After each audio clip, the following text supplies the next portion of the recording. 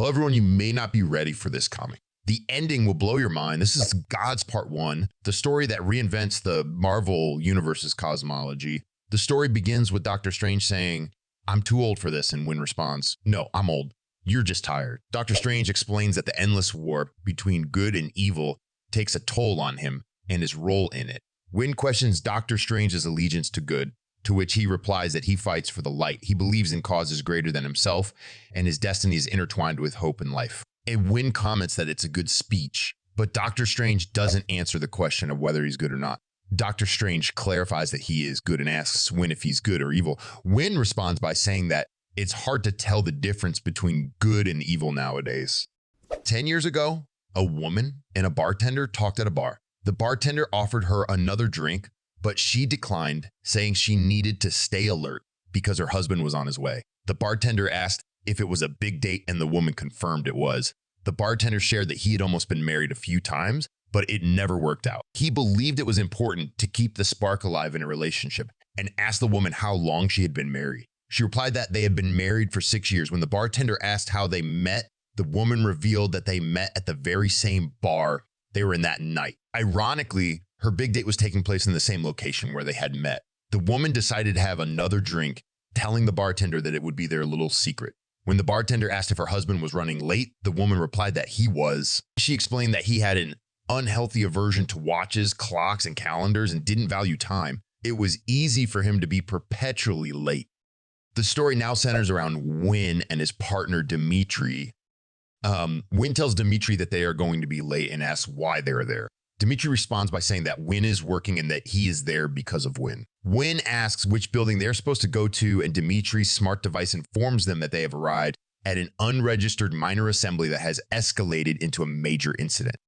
As they walk into the building, they meet a masked man and a masked woman who welcome them to the party. The masked man welcomes them to the back panel, urging them to be their most decadent selves. The masked woman comments on uncovered faces, and the masked man points out that they seem to have forgotten their masks. Dimitri assures that they have not forgotten their masks. The masked woman advises them not to worry. The masked man proposes to sell them masks at a negligible price. However, Winn declines the offer, saying that they cannot do it tonight. Dimitri introduces himself as a proxy in service to the natural order of things and the chained apprentice of the avatar of the powers that be, and Winn is his respectable companion. The masked man then asks to see their invitations, and Winn admits that they were not invited. Winn recognizes them and asks if they were in Krakow 4 years ago, setting human traps disguised as parties and picking victims to make a meal of them. The masked couple admits to it, saying that they only pick the worst and occasionally get carried away. They explain that they have to eat and justify their actions by saying they are careful with whom they choose. Winn asks Dimitri about their current position on this kind of behavior, and he says that he observes and documents, while Winn tends to look the other way for minor infractions like this. However, Dimitri's smart device informs them that a recently manifested planar daemon is inside the building. The masked couple denies any involvement, but Winn demands to see the bodies or what's left of them. The masked couple denies using the wrong spell, but admits that the daemon is in the bathroom. The story now moves on to the woman, the bartender. The bartender asked the woman about the day she met her partner. She explained that he had approached her at the bar and ordered a drink with just a few words and a look. Despite being a cautious person with a scientific mind, she was drawn to his mysterious nature. Over time, she stopped looking for flaws and just accepted him, which made her want to be more romantic. They had 5 great years until the day she had to make an impossible choice, which was worse than choosing between the lesser of 2 evils. Winn and Dimitri are on a mission to track down a dangerous creature, a daemon. Winn confronts the daemon and demands that it go back to where it belongs, but the creature refuses and attacks Winn. In the fight, Winn calls for help. Dimitri informs them that the creature is a chaos daemon and has been around for over 650,000 years, making it a serious threat. He also reveals that the creature's regeneration power can be stopped by removing its heart. However, the creature attacks again before they can learn the location of the heart. Winn removes Daemon's heart, but does not have any success. Dimitri apologizes for the confusion, realizing that the creature has 2 hearts, not 1. Winn and Dimitri had managed to defeat the daemon. Shortly after, Dimitri expressed his understanding of Winn's anger and stated his desire for a drink. He also mentioned that the place they were in had great energy and conductivity and promised to sit at the back and remain quiet. However, Wynn suggested that Dimitri should wait outside while he had a beer. Wynn walked into the bar and was greeted by a woman. She said he was late. He replied, "Hey, baby, it's been a tough day. So what's the occasion, Aiko?" Aiko tells Wynn that she got a promotion with a new title and responsibilities and wants to discuss it because it would change things for them. Wynn reassures her that change can be good and compliments her new outfit. However, Aiko reveals that she discovered Wynn's true identity as Sir Redwyn, Lord of the Highlands, and avatar of the powers that be. She is upset that he never told her before. Wynn brushes it off, saying it never came up. Wynn expressed his desire for Aiko to like him for who he was rather than what he was. However, he doubted if it was a good enough reason. Aiko revealed that she found out about it through the new lab she started working at last year. The lab was more than just a place for real research. It was a recruitment program with a cover name of Curiosity Incubator. When Aiko started working, she didn't know about the program and just began her research. There were rules to follow, but upon closer inspection, she noticed something lurking underneath the surface. It was like a test to see who would be willing to look deeper into the program. Then tells Wynn that she can find answers to many questions by looking through old research, archival data, and hidden records. She discovered the true purpose of the lab and now questioning the purpose of all institutions in society. She even questions the structure of the world, the order of the universe, and who holds the power. Kay mentions that she has been offered a high-ranking position in the Cenivars, a group that serves the natural order of things. Wynn congratulates her, but Aiko doesn't seem happy about it. Wynn thinks their roles as Avatar and Centaur make them well-matched, but Aiko reveals that they are in a war, not a truce. Aiko explains that in the universe, every godly power has an opposition, and these opposing gods share a lesser abstract to work together. However, their gods hate each other so much that they don't share that abstract. Aiko's considering becoming a Centaur, but the condition is that she has to separate herself from Wynn. She has to choose between doing what she was born to do or having mortality and the love of a good man. Wynn suggests that they keep their relationship secret, but Aiko says she can't do that. If she becomes Centaur, she'll be one of 100, while Wynn is the one and only avatar of the powers that be. Aiko decides that the only logical option is to get a divorce, but Wynn suggests they lie about it. However, Aiko says it's too risky. They argue, and Aiko eventually tells Wynn that she's leaving him. She reveals that her becoming Centaur might be the only way to avoid a war between the powers that be and the natural order of things. Wynn refuses to sign the papers, and Aiko shoots him in the head. Aiko tells Dimitri to ensure that he buries the Wynn in a nice location. The story now advances to the present timeline. Dimitri asked if he should ring the doorbell, but Juan replied that there was no need as the hosts were already aware of their presence. Wong then greeted Wynn, asking where he had been as he had been gone for a while. Wynn explained that he had been traveling around, but it was hard to remember all the places he had been. Dimitri reminded him that he had been gambling in the hidden city of Kowloon, and then they had gone on a grail quest that landed them in the dead city of Vale Mortis. They had found the grail, but were immediately thrown into a ghost prison, which was not a pleasant experience. After they had broken out, they had gone their separate ways until they were summoned to meet at the Library of Worlds. Wong informed them that everyone was already there and they should go ahead. Wynn didn't want to do the honors and asked Wong to go ahead. He expressed his dislike for the Library of Worlds and the people there. Doctor Strange addressed the group, "Attention, please. Our time is short and the situation is dire. As the Sorcerer Supreme, I implore you to listen closely. The world is coming to an end, and we are its only hope. The reason for this is a Babylon event triggered by one of the Marvel Universe's major gods. This event will bring destruction, death, and loss of knowledge." Dimitri replied, "That sounds terrible." Wynn murmured in agreement. The woman inquired, "Stephen, are you certain it is a Babylon event? How do you know?" Doctor Strange responded, "Last night there was a disturbance on the plains of Mercator. I discovered that the Guardian twins were blinded and the infernal glyph they protected was stolen.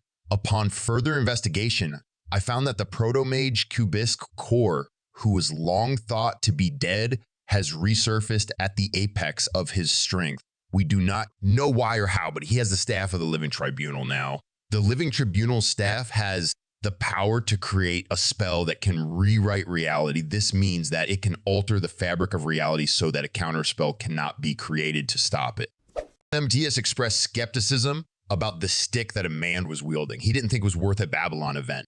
Doctor Strange then introduced Dr. St. Maur Circle, the second Centaur of the Cenom, and informed Amadeus that there was more to it. Dr. St. Maur revealed that the news he had to share not only supported the Sorcerer Supreme's claim, but also presented a much darker picture with greater clarity. Dimitri noticed Eiko and pointed her out to Wynn, saying, "Hey, look, there's Eiko, your ex." However, Wynn says she's not my ex. Dimitri then made a hurtful comment. "Hey, there's the woman you love more than anything, who instead of loving you back decided to shoot you in the face." Oh, I see you knew all that and you were just trying to act like everything was fine, even though it most definitely was not. Sorry. Dr. St. Maur presented a video from a hidden AIM station located in New York that contained old Hell technology that had been inactive for a long time. The video showed an AIM agent questioning the consequences of opening the sealed pit. A voice from the AIM station's artificial intelligence counted down the seconds until the Prometheus pit was activated. Meanwhile, the G.O.D.S core talked about the universe and its existence within boxes, a concept that not everyone can see or grasp. The AIM agent pleaded not to go through with the activation, but the pit was opened, casting a spell and leaving everything up to fate. The video ended and Dr. St. Maur reported that the pit had been activated. Jericho asked if he heard the spell correctly and wondered if it was the start of an Elder Pantheon breach. Dr. Strange confirmed his suspicion and explained that the staff of the Living Tribunal is capable of rewriting reality with a spell, leaving no room for a counterspell.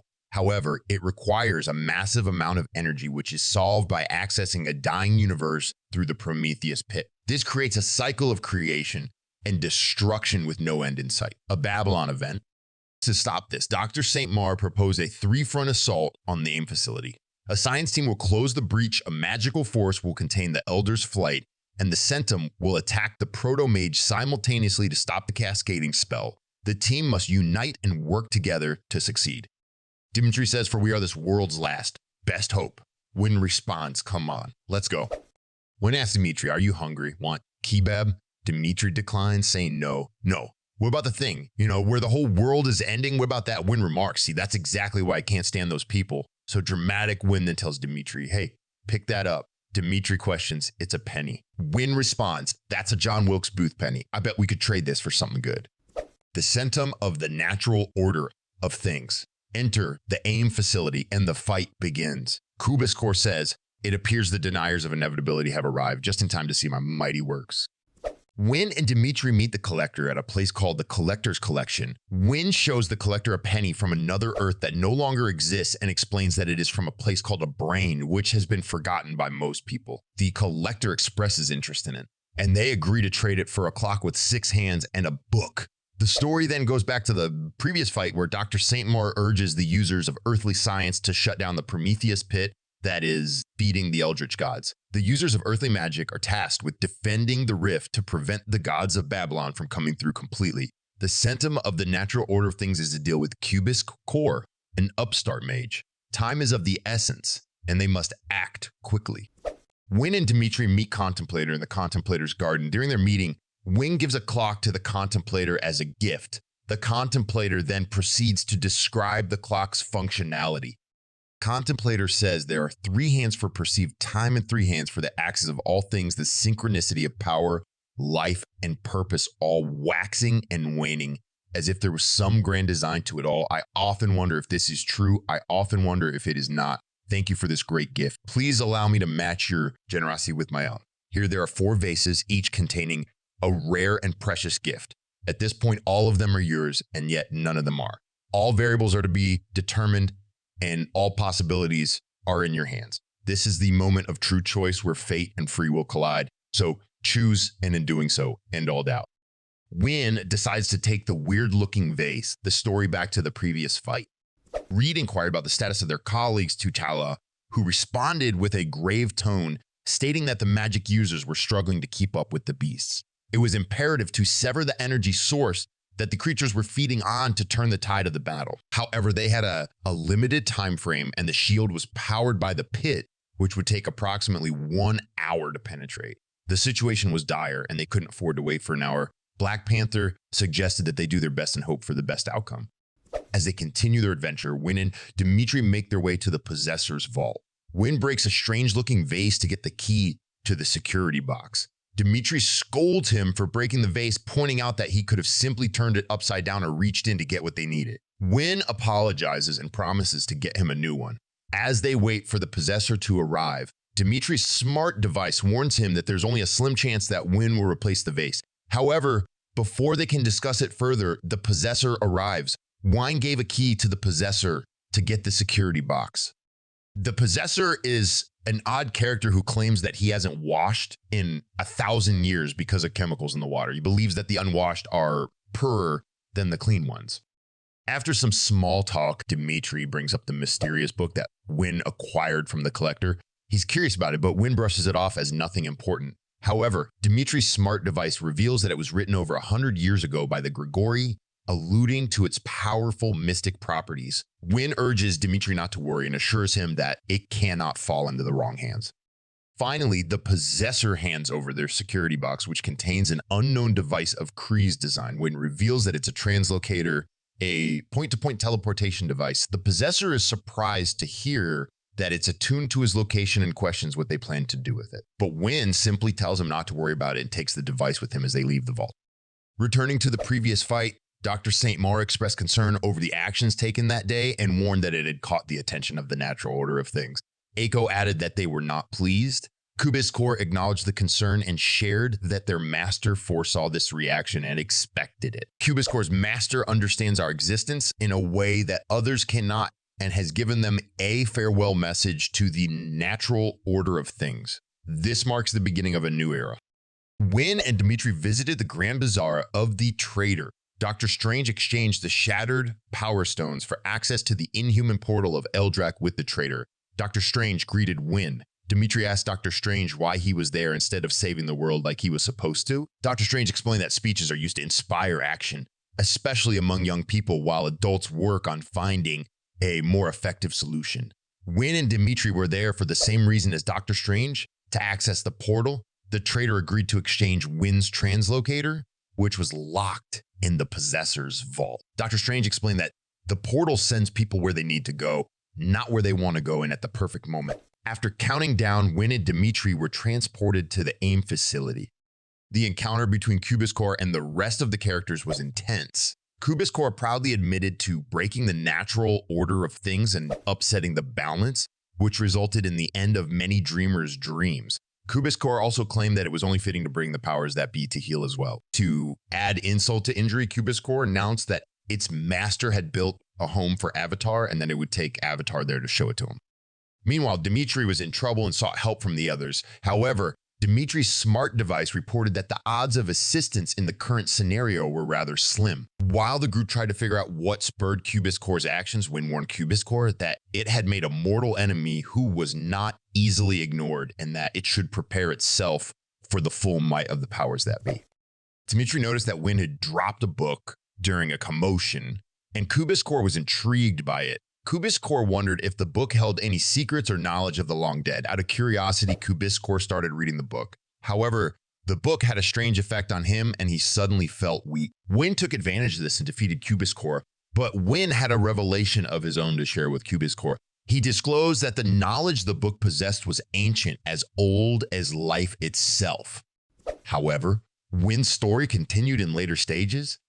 Dr. Strange says, "I'm too old for this." Wynn responds, "No, I'm old. Like, you're just tired." Dr. Strange compliments Wynn for his clever use of the Butch Cub. Dimitri asks if the book couldn't fall into the wrong hands, to which Wynn responds that he just needed Dimitri to make a fuss when the time was right. Dimitri's smart device reveals that the Butch Cub was written by the Grigori, one word at a time over 100 years, and possesses the power to erase knowledge from the user. Wynn explains that the longer you read it, the more it eats your mind.